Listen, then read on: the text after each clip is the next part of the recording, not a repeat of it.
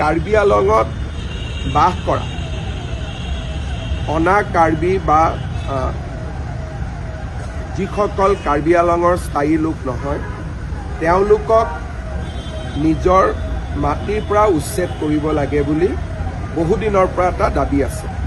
কিন্তু গুৱাহাটী উচ্চ ন্যায়ালয়ে এটা ইণ্টাৰিম জাজমেণ্ট দিছে যে বৰ্তমান আমি তেওঁলোকক এভিকশ্যন কৰিব নোৱাৰোঁ। কোৰ্টৰ এগেইনষ্টতকৈ এভিকশ্যন কৰাটো সম্ভৱ নহয়,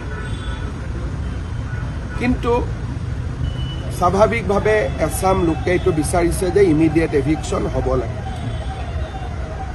এই ক্ষেত্ৰত আমৰণ অনশন কৰি আছিলে। যেতিয়া স্বাস্থ্যৰ অৱনতি ঘটিলে আমি তেওঁলোকক গুৱাহাটী মেডিকেল কলেজলৈ লৈ আহিলোঁ। তাতে এটা বাতৰি কোনোবাই উলিয়াই দিলে যে আমি তেওঁলোকক গ্ৰেপ্তাৰ কৰিছোঁ। কোনো গ্ৰেপ্তাৰ কৰা হোৱা নাই, চিকিৎসাৰ কাৰণে অনা হৈছিল। DGP তাতে আছে, ময়ো সকলোৰে লগত কথা পাতি আছোঁ আৰু যিসকল মেডিকেলত আছিলে তেওঁলোক এতিয়া ঘৰলৈকে ঘূৰি যাব আৰু মই ভাবোঁ যে বিষয়টো আমি আলাপ আলোচনাৰ মাজেৰে আমি ইয়াক নিষ্পত্তি কৰিব পাৰিম। কাৰণ হাইকোৰ্টৰ ৰায় এটাৰ বিপক্ষে আমি কিবা এটা কৰিম বুলি ক'লেও কৰিব নোৱাৰোঁ, কিন্তু আমি একেলগে হাইকোৰ্টত কথাটো আলোচনা কৰিব পাৰোঁ বা এক্ৰছ দ্য টেবুল বহি আমি আলোচনাও কৰিব পাৰোঁ। মন্ত্ৰী ৰণোজ পেগু তালৈকে গৈ আছে আৰু DGP ইতিমধ্যে তাত উপস্থিত হৈছে। মই ভাবোঁ যে ঘটনাটো আমি নিয়ন্ত্ৰণত আনিব পাৰিম আৰু পৰৱৰ্তী সময়ত যিসকলে এইটো আন্দোলন কৰি আছে তেওঁলোকৰ লগত মই নিজেও কথা পাতিম। মোৰ বিশ্বাস আছে যে আমি সমস্যাটো আলাপ আলোচনাৰ মাজেৰে সমাধান কৰিব পাৰিম।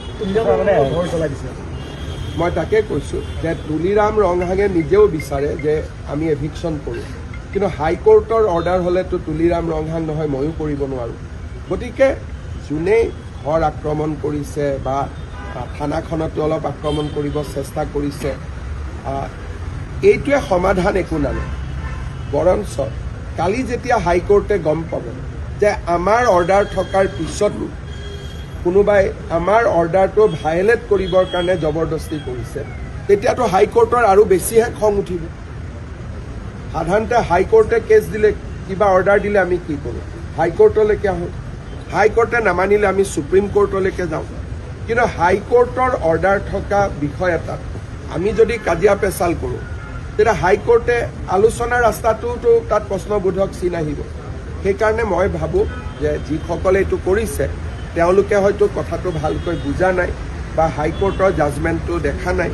এতিয়া DGPয়ে তেওঁলোকৰ লগত কথা পাতি আছে, ময়ো কথা পাতি আছোঁ। মই ভাবোঁ যে ৰাতিৰ ভিতৰতে পৰিস্থিতি নিয়ন্ত্ৰণত আহিব।